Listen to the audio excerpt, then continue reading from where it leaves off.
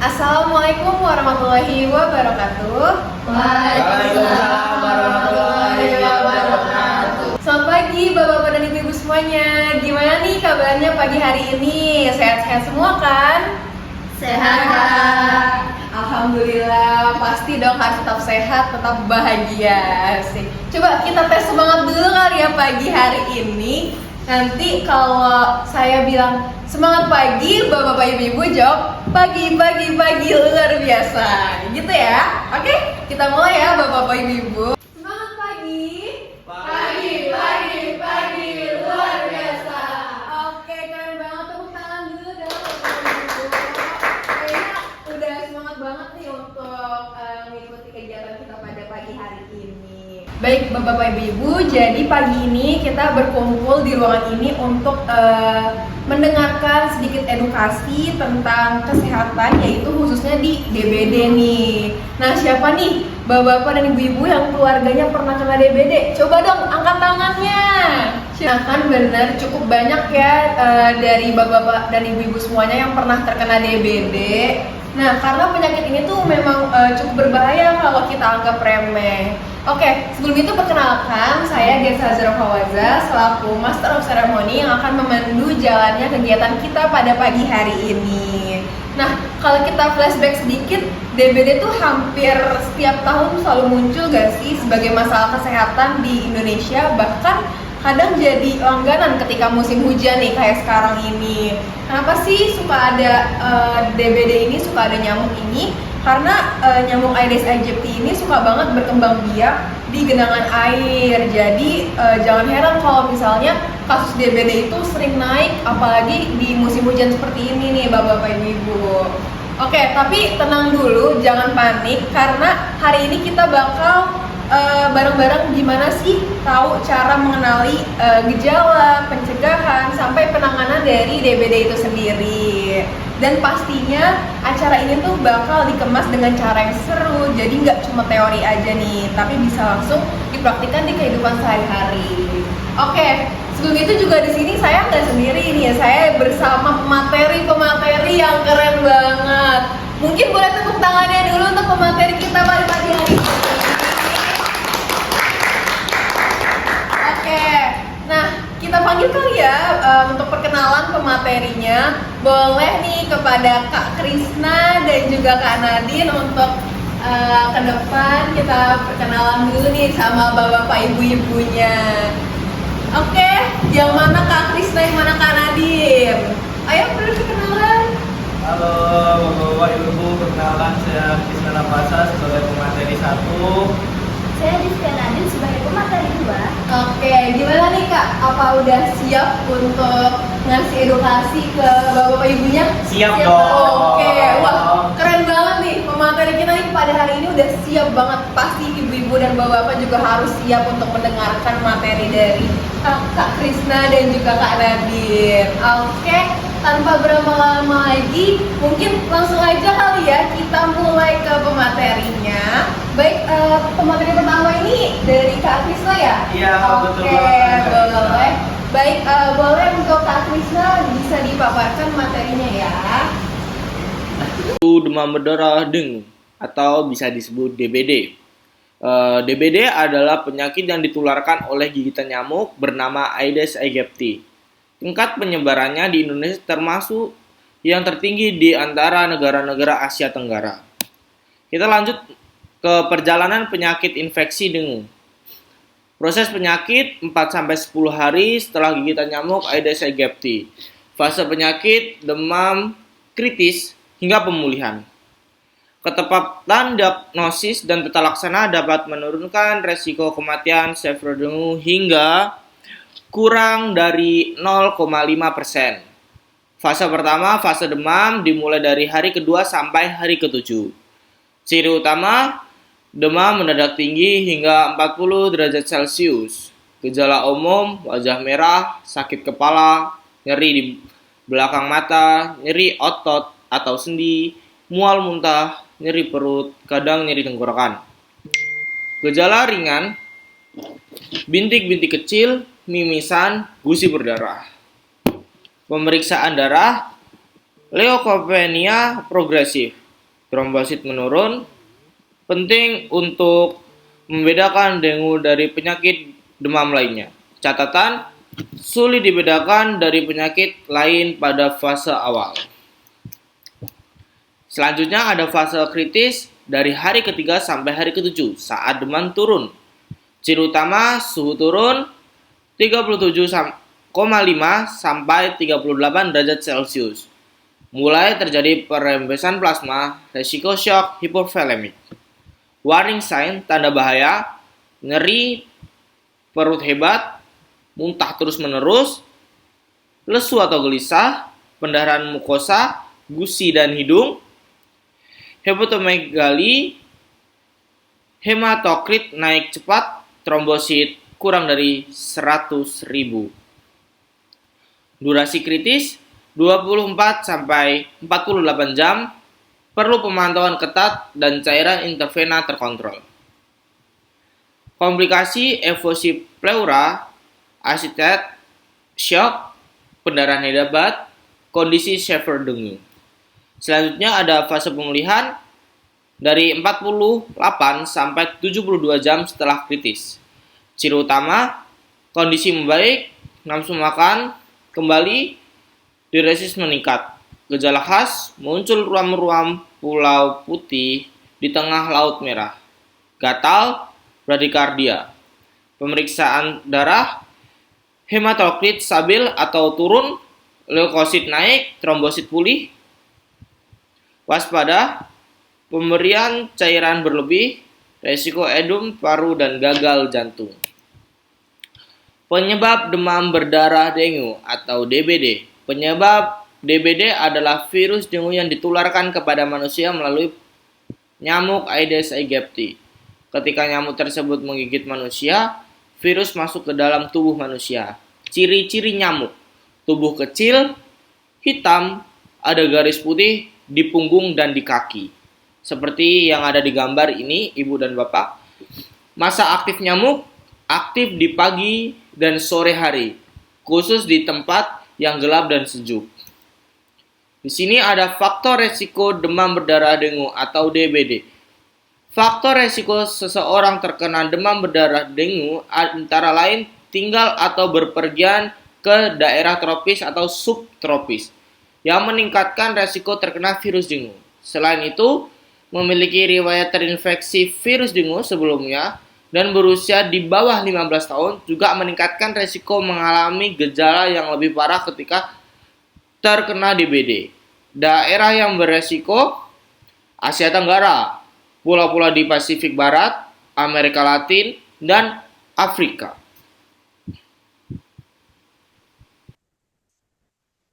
Oke, jadi selanjutnya itu ada tanda dan gejala demam berdarah dengue atau DBD. Yang pertama itu ada nyeri kepala, kedua itu ada menggigil, tiga badannya lemas, empat itu ada nyeri di belakang mata, otot dan tulang. Yang kelima ada ruam kulit kemerahan, yang keenam sulit menelan makanan dan minuman. Yang ketujuh itu ada mual dan muntah, yang kedelapan gusinya berdarah, yang kesembilan itu mimisan, yang ke-10 timbul bintik merah pada kulit, yang ke-11 itu muntah darah, dan yang terakhir itu BAB berwarna hitam.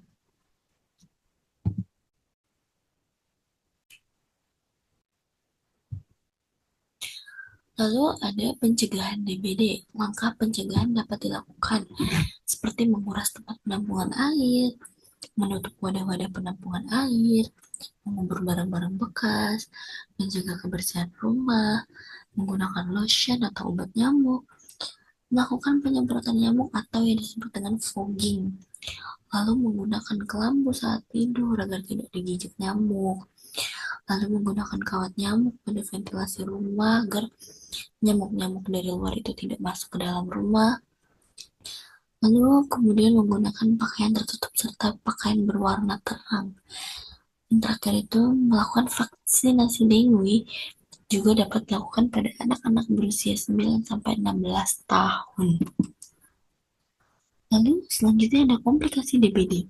Yang pertama itu ada mimisan, gusi berdarah, pendarahan di bawah kulit, muntah berwarna hitam, batuk darah, feses berwarna hitam, tekanan darah menurun, denyut nadi lemah, tubuh terasa dingin, frekuensi buang air kecil menurun, jumlah urin sedikit, lalu sesak nafas, penurunan kesadaran, atau dapat juga berujung pada dengue shock syndrome atau DSS yang menyebabkan kematian. Lalu yang terakhir itu dapat mengalami gejala seperti demam selama 3 hari dan gangguan aktivitas. Disarankan untuk memeriksakan diri ke dokter dan melakukan pemeriksaan darah jika terjadi demam selama 3 hari berturut-turut tanpa turun. Lalu kemudian ada pengobatan DBD. Yang pertama ada konsumsi banyak cairan terutama, lalu mengonsumsi cairan elektrolit, melakukan istirahat total, lalu melakukan kompres pada tubuh untuk membantu mengatasi demam. Kemudian itu minum obat ya, obat simptomatik seperti penurun panas kayak paracetamol gitu-gitu deh. Lalu ada obat anti mual yang dapat diberikan untuk meredakan gejala mual dan muntahnya. Terakhir berkonsultasi dengan dokter. Wah, keren banget ya Bapak-bapak Ibu-ibu materi dari kakak-kakak pemateri kita pada pagi hari ini. Gimana nih Bapak-bapak Ibu-ibu, kira-kira materinya udah masuk belum nih ke Bapak-bapak Ibu-ibu nih? Gimana, boleh perkenalan ini Ibu siapa namanya? Perkenalkan, nama saya Ibu Dina. Gimana Ibu tadi materinya sampaikan? Materinya sangat bagus ya, terus mudah dipahami juga untuk kami. Oke, sangat mudah dipahami ya. Tapi pasti di namanya setiap kegiatan pasti ada yang ingin bertanya ya kan. Jadi kita langsung aja buka sesi tanya jawab untuk bapak-bapak dan ibu-ibu yang masih bingung nih tentang demam berdarah ini. Boleh untuk bapak-bapak ibu-ibu yang ingin bertanya langsung angkat tangan. Saya Kak. Oke, sudah ada satu penanya nih. Boleh banget disebutin namanya. Siapa? Saya dengan Ibu Dini. Saya mau nanya nih Kak, kan di rumah saya itu ada fogging tuh beberapa minggu yang lalu. Saya mau nanya nih kira-kira untuk fogging itu sebenarnya bisa benar-benar membunuh nyamuk DBD atau cuma bisa sementara aja sih? Oke, pertanyaannya bagus banget ya ibu-ibu semuanya. Baik, boleh kita tampung dulu pertanyaannya dan selanjutnya kita buka sesi tanya jawab kedua ya. Boleh? Siapa yang ingin bertanya? Oke, boleh perkenalan juga dengan ibu siapa? Saya Ibu Dinda. Nah, Jadi Kak, saya punya anak ya di rumah. Anak saya tuh sering demam, katanya ngeluh badannya panas dan pegel-pegel gitu badannya. Nah tapi ternyata dia cuma demam biasa. Tapi kan sekarang lagi musim hujan ya. Takutnya kalau misalkan demam lagi dan pegel-pegel kayak gitu, takutnya DBD gitu. Kira-kira ciri-ciri yang jelas dan tanda gejala yang jelas DBD itu kayak gimana Kak? oke, gak kalah bagus nih pertanyaan kedua dari Ibu Dinda ya. Baik, terima kasih kepada ibu-ibu yang sudah bertanya di sesi kita pada pagi hari ini. Selanjutnya saya silakan ke pemateri untuk menjawab pertanyaan. Oke, Ibu Rindi, saya izin menjawab pertanyaan dari Ibu Rindi ya. Tadi kan Ibu Rindi sempat bertanya, apakah fogging itu bisa membunuh nyamuk atau tidak? Nah, saya izin menjawab, sebelum bisa membunuh nyamuk atau tidak, kita harus memahami dulu sistem kerja fogging itu seperti apa. Nah, sistem kerja fogging kan mengeluarkan asap yang berisi obat untuk membunuh nyamuk. Tetapi itu hanya bekerja untuk nyamuk dewasa saja yang berterbangan Ibu, yang sudah bisa kemana kemari gitu. Nah, dari situ Ibu yang nyamuk berterbangan tadi kan terkena asap tuh, asap yang udah berisi obat. Nah, sehingga dia mati nyamuknya kalau udah kena asapnya. Tapi Ibu, kalau kita tidak menerapkan 3M yang sudah dijelaskan kayak tadi seperti menguras, menutup dan mengubur, nyamuk masih tetap berkembang biak. Dan apalagi obat fogging itu tidak bisa berfungsi di nyamuk-nyamuk yang ada di dalam air atau jintik-jintik nyamuk itu seperti telur-telurnya, jadi masih bisa berkembang. Jadi kita harus menerapkan 3R tersebut.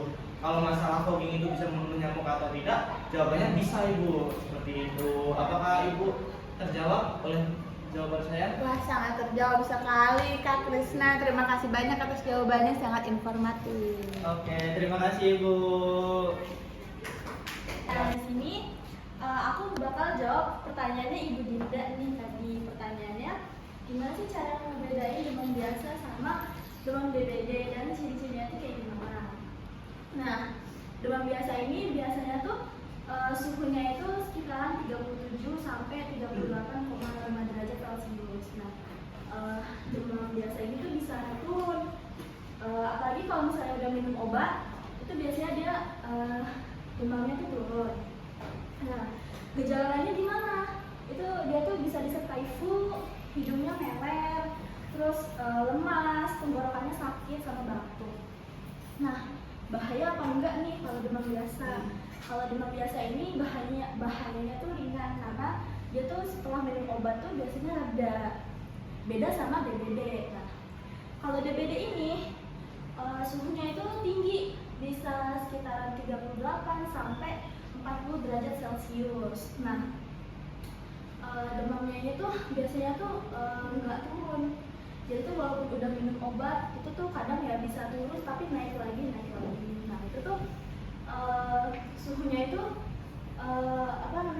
pasti tinggi gitu loh, ya di sekitaran 39 sampai 40 derajat.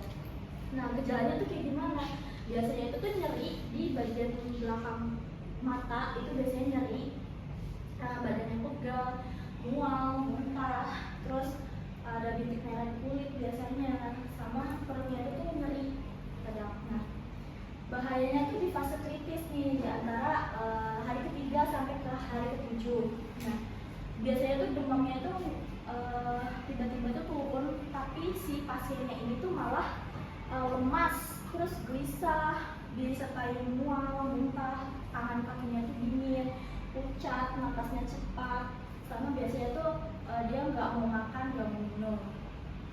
Nah, jadi kalau misalnya DBD ini tuh bahaya banget ya. Jadi kalau misalnya di sekitaran 3 hari itu nggak turun-turun, itu harus langsung segera ke dokter atau ke rumah sakit biar bisa ditangani. Kalau nggak ditangani itu bisa menyebabkan kematian gitu. Jadi ciri-cirinya kayak gitu. Apakah terjawab, Ibu Dinda? Sangat terjawab. Terima kasih. Baik, terima kasih banyak untuk ibu-ibu dan bapak-bapak yang sudah aktif bertanya di sesi tanya jawab tadi, dan juga terima kasih kepada kakak-kakak narasumber yang sudah menjawab pertanyaannya dengan sangat informatif. Nah, semoga semua jawaban dari narasumber tadi bisa membuka wawasan kita lebih luas ya. Dan sebelum saya menutup acara pada pagi hari ini, saya mau nanya-nanya dikit deh sama ibu-ibunya. Kebetulan di sini tuh ada ibu RT-nya loh, teman-teman. Boleh nih, Bu RT, gimana acara kita pada pagi hari ini? Kesan-pesannya seperti apa, Ibu? Jujur manfaatnya gede banget sih ya. Oh, Terus iya. habis itu apalagi di sini ibu-ibu ya kan pasti ada yang awam soal DBD kan. Ya keren banget sih. Iya bener ya Bu, jadi untuk ibu-ibunya tuh lebih tahu ya gimana nanti kalau anaknya kena DBD atau keluarganya kena DBD gitu ya Bu. Oke, terima kasih Bu.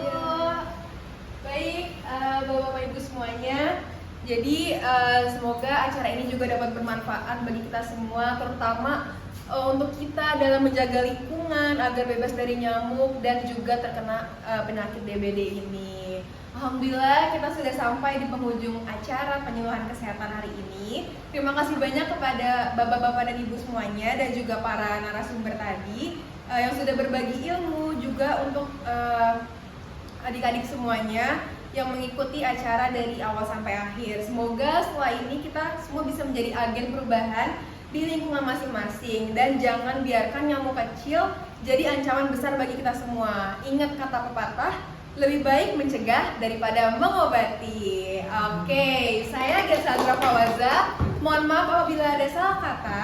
Sampai jumpa di acara berikutnya. tetap sehat, tetap semangat, dan mari kita bersama-sama jadi generasi bebas DBD.